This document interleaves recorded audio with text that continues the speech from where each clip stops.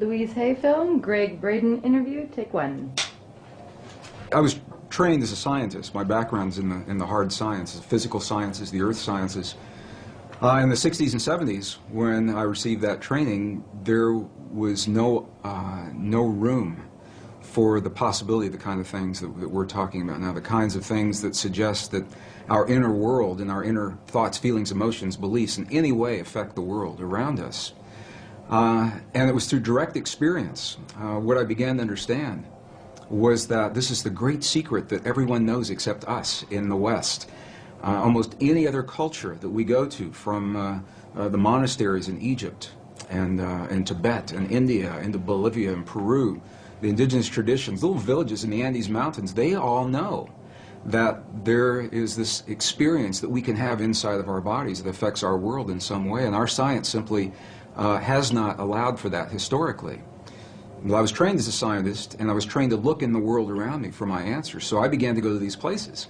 I began to go into the monasteries, all the places that I mentioned. And it was through the direct experience of sitting in the presence of people who have lived and practiced the kinds of traditions that Louise Hay and the other authors I'm so blessed to be sharing the stage and this information with, that they teach about. And what we begin to understand is that this is the place where science got it wrong. There are two places, two assumptions that science has made, modern science. And they're coming full circle and correcting that now. But the first one is that the space that we believe is empty is not really so empty. It's full of a living essence, of a living material that we're only beginning to understand, number one. And number two, the fact, and it is a fact now, that we may have experiences inside of our bodies that influence the world beyond our bodies through the conduit of what's in this space.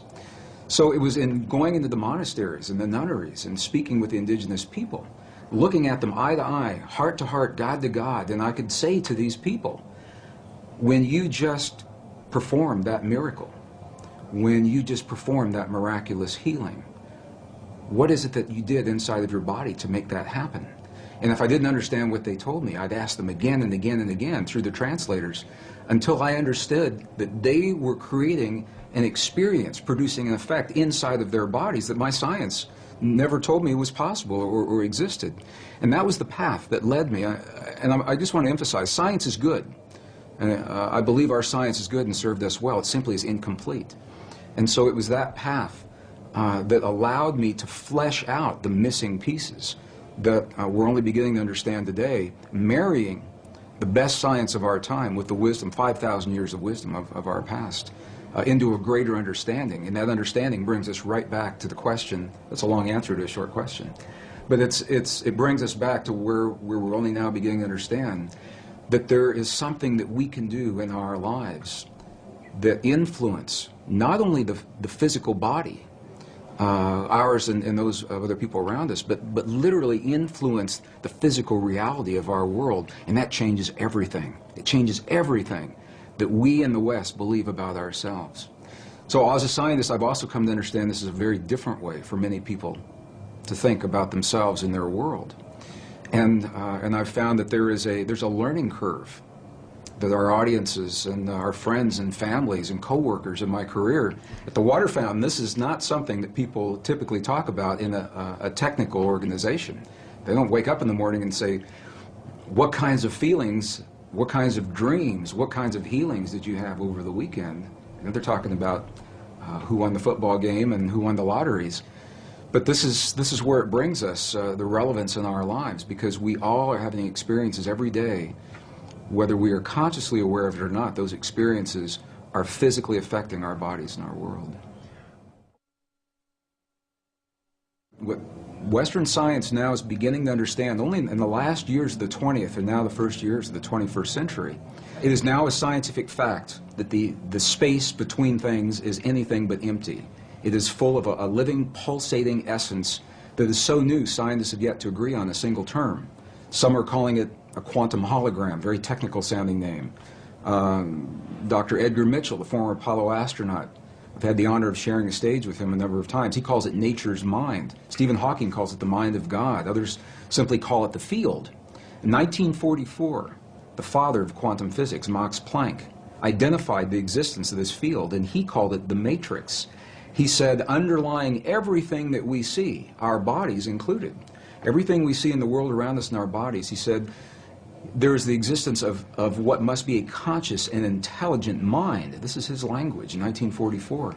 He said that this mind is the matrix of all matter, and it's from his work that the movie series began and many of the ideas that we have today. So what we know is this, is that we have the opportunity to influence that field in ways now that we're only beginning to understand. It's done through the human heart. It's not a thinking process. Thoughts are important. But the ancients made a distinction between thoughts and feelings and emotions. And it's the feelings that are centered in our heart, what are called coherent, heart-based emotions. We know that when we feel a feeling of love, compassion, understanding, forgiveness, when we change the self-esteem, that there's an effect from that it changes the electrical and the magnetic fields in our heart, and that those fields literally change the stuff that our world is made of around our bodies. Our hearts are the strongest magnetic field in our bodies, and our hearts are the strongest electrical field in our bodies, much more so than the brain. While the brain does create those kinds of fields, the heart is many times stronger. And what the science now is showing is that when you can change the field that the atom is in, you change the atom, and we're made of those atoms.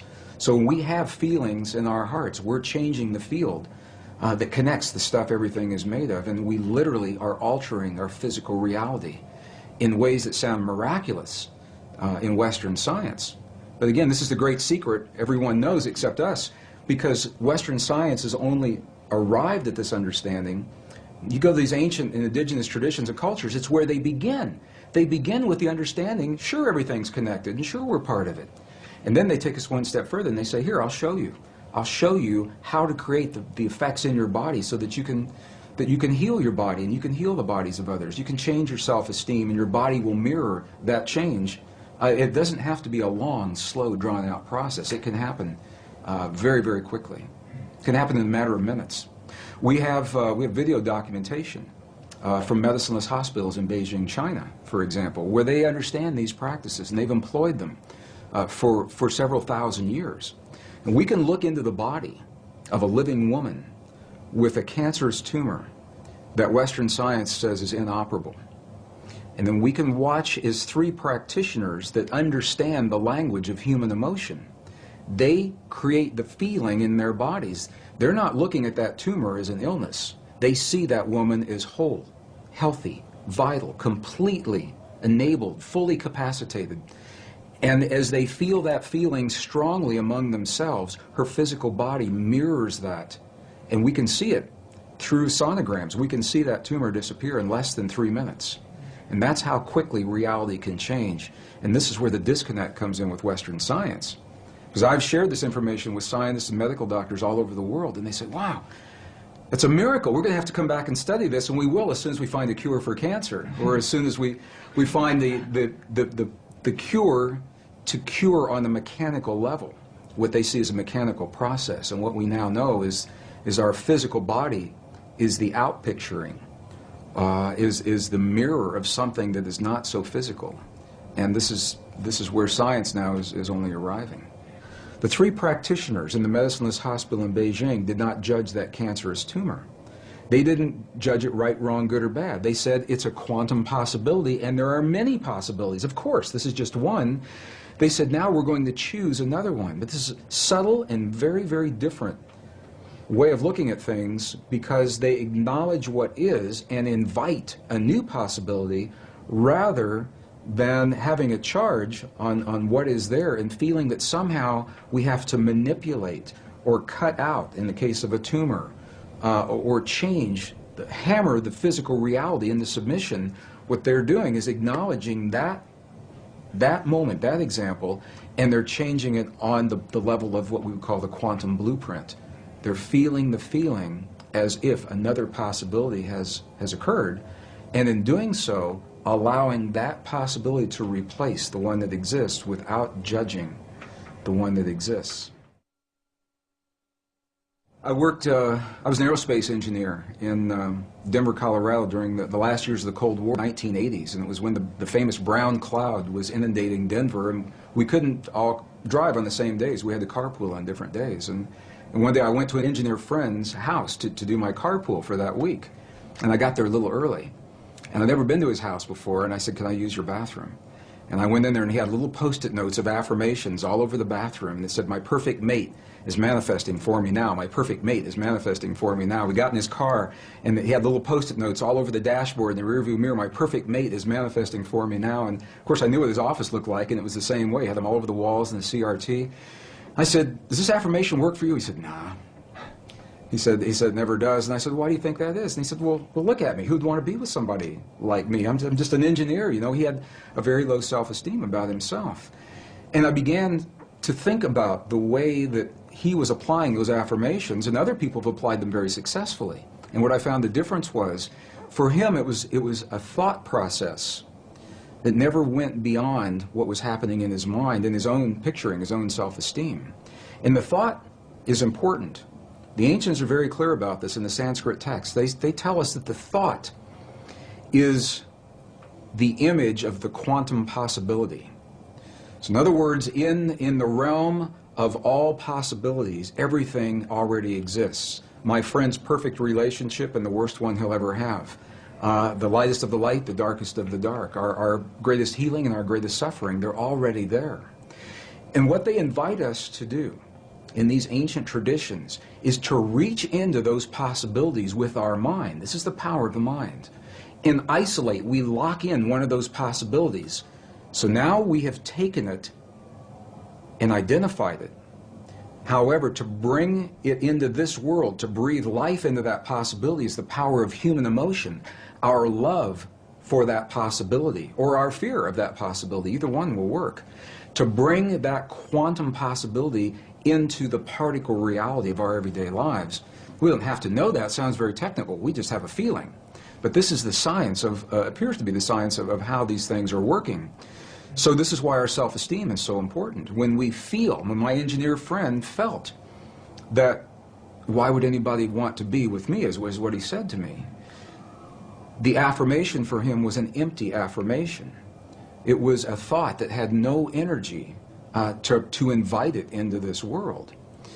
And an example of just the opposite of that is I know of other people who have simply made a list of all of the attributes of a perfect partner in life, because this is what many people, I'm using as an example. It works in healing, it works in peace, but we're talking about relationships. They make a list of all those attributes, and then they come from the place that relationship is already happening. What is their life like? How is their life different now that perfect partner is there? How is their evening different? How do they spend their time differently? How do they feel when they wake up in the morning and share their lives with someone?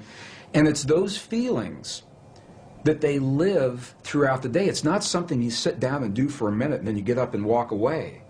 Rather, it's something that we become. We live our lives as if these experiences have already happened, and in that way we invite them into our lives, and they happen frighteningly quickly for some people. It's amazing. I know people that haven't finished their list, and they go out for lunch or a cup of coffee while they're making the list, and the person that just brought them their lunch is the person that's on that list, and they fall in love and they're married 20 years later. I know people that's happened to. So it's about clarity. It's about specificity. It's about being personal. Being very clear that these are personal desires. Scientifically, it appears that this field, the divine matrix, it is a mirror and a bridge between our inner and our outer worlds. And it can only give us what we give it to work with. And the interesting thing is that we have been conditioned to feel the feelings of the things that we don't want in life and that we're afraid of. We wake up in the morning and we see the 6 o'clock news and all the things to be afraid of, and then we go through our day saying, oh, I hope I'm not going to see that today, or I hope it's not around the corner. And in my question, so fascinating me, where do we learn to feel the things that we don't want rather than things that we choose to have?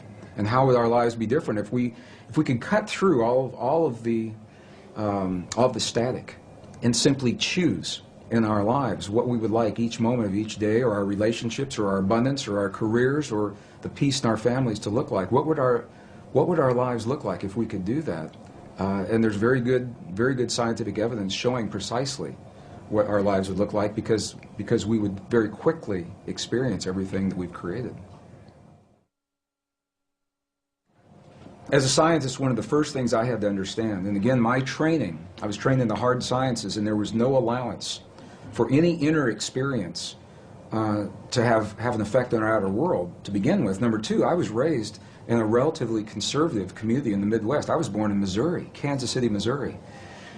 Excuse me, in that part of the world, when you talk about emotions, they kind of get lumped into this nebulous experience. So, thoughts, feelings, emotions are all the same thing. We really don't talk about them much. And by the way, as a male, we don't want to see much of yours. So that was my upbringing. So I began to understand when we go into the other cultures, and I'm referring again and again to this wisdom. We had this wisdom in Western cultures, and it was lost in the 4th century. About 1,700 years ago, it was edited right out of our most cherished spiritual and religious traditions, the biblical edits of the 4th century. It was not edited from the other cultures that we've visited, and that's the value of going into these cultures. And they identify 3 separate yet related experiences that we all have in our bodies, and they literally call them thought, feeling, and emotion. And here's the difference. The thinking they identify with the 3 upper energy centers of the body. The Sanskrit traditions have a 7 energy center or 7 chakra system that they work with. And they say the upper 3 are related to what we call thought or logic processes. So when we think about something, we picture it in our mind, that perfect relationship or peace between nations. But we can only invite it into our lives when we breathe the power of emotion into that thought. The emotion comes from the lower 3 of those creative centers in our bodies. So when we breathe the power of emotion into our thought, we imbue that thought with life. And those 2 energies meet in the one center that is not accounted for yet in our model. It's in our heart, or what scientists call the 7-layer liquid crystal oscillator in the center of our chest. But we'll just call it our heart, because that's what it does. Our heart is creating electrical and magnetic waves that are influencing the world around us based on what we think and the emotion that we breathe into those thoughts to create the feeling. So now we've just defined feeling. Feeling, by definition, from the Sanskrit tradition, is the union of thought and emotion, creates the feeling. Now what makes this really interesting is that those traditions say we are capable of only 2 primary emotions: love and whatever we feel the opposite of love is. And when you get really deep into the teachings, there are 2 aspects of the same thing. But what they say is when we have our thought, we are either breathing the love of that thought or our fear of that thought to create the feeling, and the feeling then becomes sadness or joy or compassion or anger. Those are not emotions, those are feelings. Now for some people they say, well, you're nitpicking. What difference could it make? And these are the subtle differences between these ancient ways of viewing this inner technology. It's literally a technology, because we can have the same thought or the same affirmation and imbue it with a different emotion and have completely different feelings and create a different outcome. And this is the great secret that was edited out of our Christian and pre-Christian Judeo-Christian traditions when 45 books were removed in the 4th century. 20 were taken out completely. Another 25 were condensed and rearranged. And we know this because we found the information now in the Dead Sea Scrolls, the Nag Hammadi Library, the Coptic, the Gnostic texts. So we know what those texts would have said if we had had them. But the interesting thing is, without those texts, we tend to rely upon the written word, the validation, to feel that power in our bodies. I think everyone senses or suspects that there is an untapped potential in the human body. I've been on every continent of the earth, and I've asked every audience I've ever been in, do you feel that that's there? And they say, yes, we feel there's something there, but we just can't quite get it. Why is that? So we have a feeling that there's more to us, but we rely on a written validation in a 5,000-year-old text or a scientific study to tell us that it's true. And this is, I think, the value of going into those texts, as we get to see the words that literally say, in the Gospel of Thomas, the lost Gospel of Thomas, it literally says, when these 2 become one, when thought and emotion become one, then you'll say to the mountain, move, and the mountain will move. And I used to think that that was a metaphor. And I now have seen enough to know that moving a cancerous tumor inside the body of a living woman, that's moving a mountain to me. And it's all done from marrying thought and emotion together. In 1998, I had my first journey into the highlands of central China and Tibet. And it was during that time we were given a personal audience with an abbot, who's an elderly leader of a particular sect in the monastery. And this abbot passed just a couple of years ago, so I'm glad that we spoke with him when we did.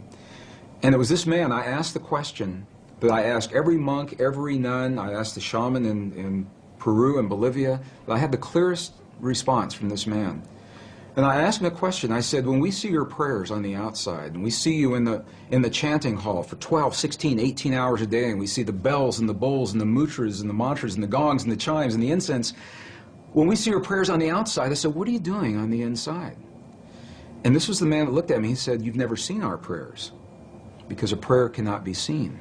He said, what you see are the things we do to create the feeling in our body, and the feeling is the prayer. And then he turned the question on me, and he said, how do you do this in your culture? Through a translator. And I began to think about this and realize that when we lost the words in our most cherished spiritual traditions that tell us that feeling is a language that speaks to our bodies in this world, and we lost the words that validated that, we began to think that the words themselves were the prayers, and if we say, or the affirmations, and if we say those words the right number of times, the right time of day or the right time of year, that we've said our prayer or our affirmation, and then if it doesn't work, we get frustrated and we say, well, my prayer didn't work, or my affirmation's not working for me, because we lost the link with feeling and emotion. When I was in the monasteries in Tibet, and the abbot had passed, a new abbot took his place who was already in his mid-80s. He's the new young abbot. He's already in his mid-80s. And I asked him a question, and this was in 2005, we just went back. And I asked him a question, and I said, what is the force in your tradition, in your belief system? What is the force that connects the universe? What's the force that holds everything together? And through the translator, he answered me with one word. And I thought I heard it incorrectly. And I said, would you do that again? And he came back and he answered me with one word, and he said, compassion.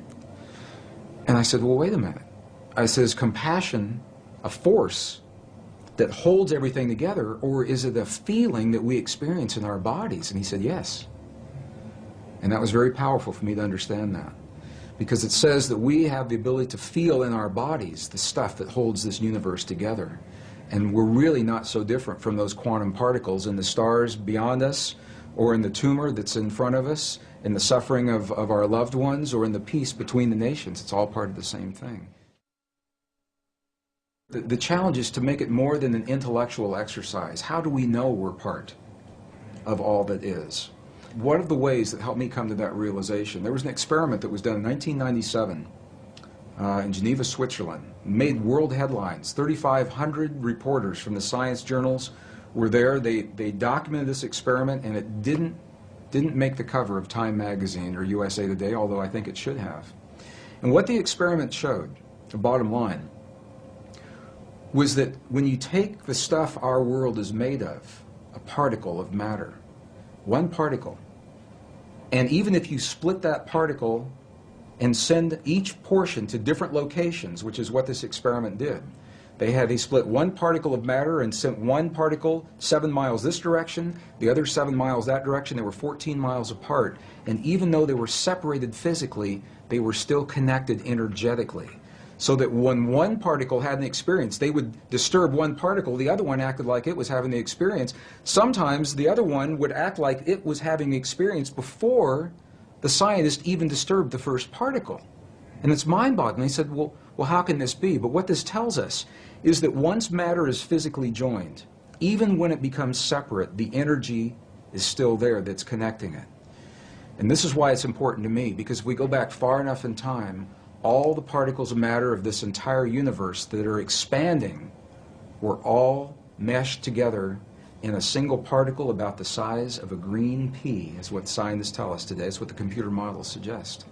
that if you could go into the universe today and take all the particles of matter and take out all the space in between and bring it together and compress it into a size of a single green pea, it means that you and me and every one of our listeners, we were all once part of that same particle that creates this whole universe today. And even though those particles are now separate and expanding, and the studies show that they are, energetically we're all still linked. When we lost the information telling us we're a part of all that we see, we found ourselves on a very technological path without the wisdom of us being in the equation. So we thought that's the world out there and that we're separate from that world. Now what's happened is our technology has come so far that our very existence is threatened by the technology that we've developed, whether it's the wars or the viruses or the climate change. So I believe we've come full circle now to survive our time in history. We've got to write ourselves back into the equation. Our prayers, our affirmations, our beliefs, our language. And when they're spoken through the language of the heart, they have a direct, powerful, and immediate impact on our bodies and the world around us.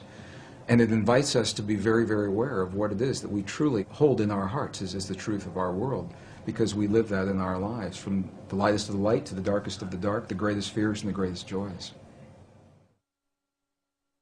What we're beginning to understand is that human emotion and feeling and belief is literally a language. It's a non-verbal language that this field recognizes and understands.